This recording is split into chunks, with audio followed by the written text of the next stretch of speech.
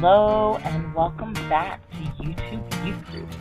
I'm just going to go off of what Thomas said before about hypocrisy, and going to be reading from Matthew 15, 1 through 14. I'm going to kind of summarize it.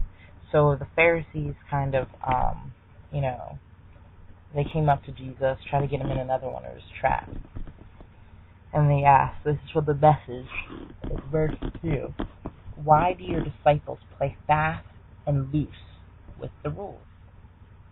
And Jesus put it right back on them. He said, why do you use your rules to play fast and loose with God's commands?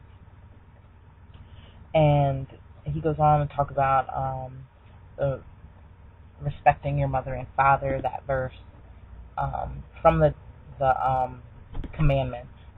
And then the Pharisees are kind of trying to catch him in this trap. But then, this is what happens. It says, you cancel God's commands by your own rules. Frauds. Isaiah's prophecy of you hits the bullseye. These people make a big show of saying the right thing, but their heart isn't in it. They act like they're worshiping me, but they don't mean it.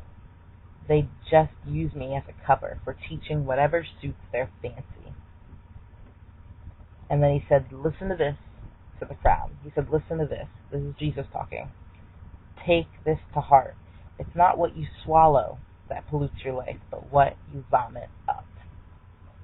And out of all these groups that are in the Bible that Jesus is talking to, it's the Sadducees, other guys, the Pharisees are the ones that he rebukes the most.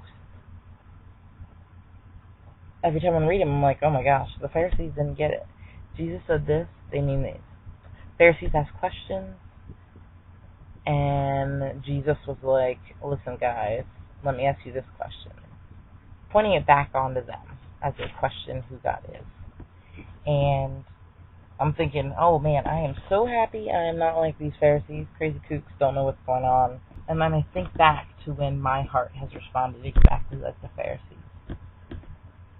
God has said something, and I'm like, oh, well, he doesn't really mean this, or he doesn't really mean that I have to fully do this.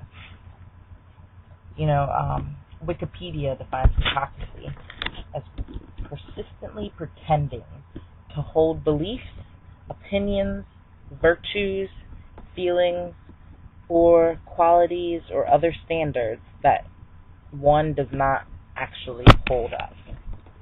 So think about these feelings, like standards, values, and just analyzing my own life, what type of hypocritical things I do as that typical Christian who says one thing and does another. And we're all going to have some of that, just like Thomas said, we're all broken. But what ways can I try to not maintain the status quo of the hypocritical Christian? In what ways do the beliefs I hold and the opinions that I share with other people, how can I uphold those with my actions? So I just encourage you to kind of look through that. There's a lot of different things I could suggest. I know Thomas made some suggestions, but I've definitely been looking at through this passage and just kind of trying to figure out how can I not be exactly what's described here. The people that make a big show of saying the right thing, but their heart isn't in it. They act like they're worshiping me, but they don't mean it. They just use me as a cover for teaching whatever suits their fancy. And I often read this, and I change the verse. When do I make a big show of saying the right thing, or doing the right thing even, and my heart isn't in it? When I act like I'm worshiping, but I don't mean it. And when I use God as a cover and teach whatever suits my fancy. Since hypocrisy is something that I struggle with, I have gotten a friend to kind of call me out when my heart is not in the right spot. I definitely suggest that you try to find that, someone who can call you out when your heart is more Pharisee-like than Jesus. Hey Lord, I thank you for this day. I thank you for who you are. And I just pray that we can have Jesus-like attitudes. May we be the ones who mean what we say and say what we mean. And may everything we do and say and mean point back to you. Thank you for using us, and thank you for loving us. In your Son's name, amen.